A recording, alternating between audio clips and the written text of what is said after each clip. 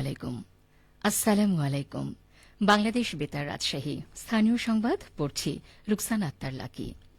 নিরাপদ পণ্য নিশ্চিত করে ভোক্তার স্বাস্থ্য গড়ে তুলি, এই প্রতিপাদ্যকে সামনে রেখে রাজশাহীতে ভোক্তা অধিকার দিবস পালিত হয়েছে। দিবসটি উপলক্ষে আজ জেলা প্রশাসনের সম্মেলন কক্ষে আয়োজিত আলোচনা সভায় সভাপতিত্ব করেন জেলা প্রশাসক আফিয়া আখতার। সভায় নিরাপদ পণ্য নিশ্চিত ও আস্থা অর্জনের মূল দিকগুলো তুলে ধরা হয় এবং সচেতনতা বৃদ্ধি, মান নিয়ন্ত্রণ, সরাসরি যোগাযোগ, সমন্বিত উদ্যোগ ও বাজার মনিটরিংয়ের উপর গুরুত্ব তুলে ধরা হয়। একই সাথে ভোক্তা অধিকার সংরক্ষণ আইনের বিভিন্ন দিক নিয়ে আলোচনা করা হয়। সভায় রাজশাহী জেলা ভোক্তা অধিকার সংরক্ষণ অধিদপ্তরের অভিযানের চিত্র তুলে ধরে জানানো হয়, 2023-24 অর্থ বছরে 131টি অভিযান, 2024-25 সালে 161টি এবং 2025-26-এ 165টি অভিযান পরিচালনা করা হয়েছে। রাজশাহী জেলার মাসিক সমন্বয় সভা অনুষ্ঠিত হয়েছে। আজ জেলা উন্নয়ন সমন্বয় কমিটির আয়োজনে জেলা প্রশাসকের সম্মেলন কক্ষে এই সভা অনুষ্ঠিত হয়। সভায় সভাপতিত্ব করেন জেলা প্রশাসক আফিয়া আখতার। উপস্থিত ছিলেন সরকারের সকল দপ্তরের ঊর্ধ্বতন কর্মকর্তাবৃন্দ সহ জেলা উন্নয়ন সমন্বয় কমিটির সদস্যবৃন্দ। সভায় সরকারি দপ্তরের কর্মকর্তাবৃন্দ নিজ নিজ দপ্তরের অগ্রগতি সম্পর্কে তুলে ধরেন। সভায় ঈদকে সামনে রেখে জনদুর্ভোগ লাঘবে করণীয় তুলে ধরা হয়। প্রধানমন্ত্রীর নেয়া পরিচ্ছন্নতা কর্মসূচির উদ্দেশ্য তুলে ধরে জেলা প্রশাসক বলেন, এলাকার পাশাপাশি সরকারি প্রতিটি দপ্তরকে পরিচ্ছন্ন রাখতে হবে। ডেঙ্গু সহ মশাবাহিত রোগ রোধ করতে এটি গুরুত্বপূর্ণ। সরকারের জাকাত ফান্ডে জাকাত প্রদানের জন্য নির্দেশনা প্রদান করেন জেলা প্রশাসক। ঈদকে সামনে রেখে সরকারি অফিস ছুটি থাকবে। এ সময়ে যেসব অফিসার দায়িত্বে থাকবে সে তথ্য প্রশাসনকে দেওয়ার পরামর্শ দেওয়া হয়। বিদ্যমান জ্বালানি ইস্যুতে সরকারের প্রতিটি দপ্তরে যানবাহনে ব্যবহারে রেশনিং সিস্টেম চালুর গুরুত্ব তুলে ধরা হয়। পবিত্র ঈদ উল ফিতর উপলক্ষে পাবনা সদর উপজেলার হেমায়েতপুর ইউনিয়নে অসহায় ও হতদরিদ্র পরিবারকে 10 কেজি করে ভিজিএফ এর চাল প্রদান করা হয়েছে। আজ সকালে হেমায়েতপুর ইউনিয়ন পরিষদে এই চাল বিতরণ করা হয়। এ সময় ইউনিয়ন পরিষদ চেয়ারম্যান জাহাঙ্গীর আলম খান, উপজেলা প্রশাসনের প্রতিনিধি, উপজেলা উপসহকারী পাট কর্মকর্তা মাসুদ রানা, ইউনিয়ন পরিষদের প্রশাসনিক কর্মকর্তা মোহাম্মদ সাইদুজ্জামান ও ইউপি সদস্য রফিকুল ইসলাম বাবু সহ সংশ্লিষ্ট কর্মকর্তারা উপস্থিত ছিলেন।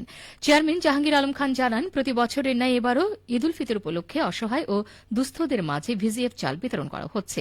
এবার ৩,৫৭৫টি কার্ড বিতরণ করা হয়েছে। আগামী 9 এপ্রিল অনুষ্ঠিত হতে যাওয়া বগুড়া 6 সদর আসনের উপনির্বাচনে 3 জন প্রার্থী প্রতিদ্বন্দ্বিতা করছেন। গতকাল মনোনয়নপত্র প্রত্যাহারের শেষ দিনে কোন প্রার্থিতা প্রত্যাহার না করায় রিটার্নিং অফিসার ও সিনিয়র জেলা নির্বাচন কর্মকর্তা মোহাম্মদ ফজলুল করিম তাদের নাম ঘোষণা করেন। প্রতিদ্বন্দ্বী প্রার্থীরা হলেন বিএনপির প্রার্থী জেলা সভাপতি মোহাম্মদ রেজাউল করিম বাদশাহ, বাংলাদেশ জামায়াতে ইসলামীর প্রার্থী শহর আমির মোহাম্মদ আবিদুর রহমান এবং বাংলাদেশ ডেভেলপমেন্ট পার্টি বিডিপি প্রার্থী মোহাম্মদ আল আমিন তালুকদার। তফসিল অনুযায়ী আগামী 15 মার্চ প্রতিদ্বন্দ্বী প্রার্থীদের মাঝে প্রতীক বরাদ্দ দেবেন রিটার্নিং অফিসার। এদিকে বগুড়ায় বাংলাদেশ পরিবেশ আন্দোলন বাপা জেলা শাখার উদ্যোগে গতকাল আন্তর্জাতিক নদী কৃত্য দিবস পালিত হয়েছে।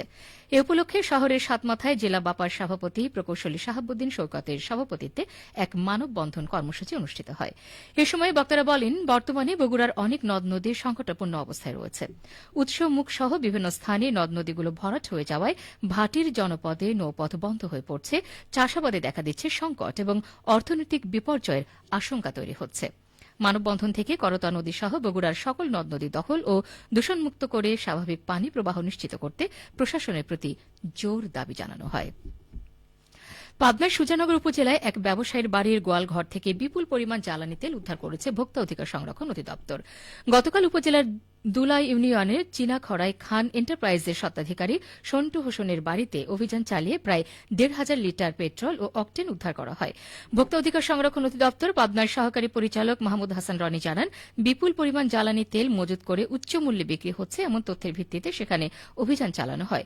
দোকানদার পালিয়ে যান। তার বাড়ির গোয়ালঘরে অভিযান চালিয়ে প্রায় 1,500 লিটার পেট্রোল ও অকটেন উদ্ধার করা হয়।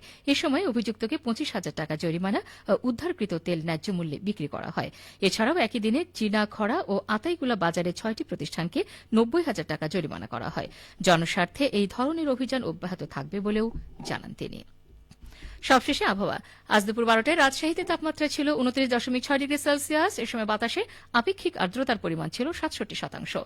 রাজশাহী ও পার্শ্ববর্তী এলাকায় আজ ইফতার সন্ধ্যে 6:16 এবং আগামীকাল সেহরি শেষ সময় ভোর 4:57। সংবাদ শেষ হল। আমাদের পরবর্তী সংবাদ দুপুর 2:05।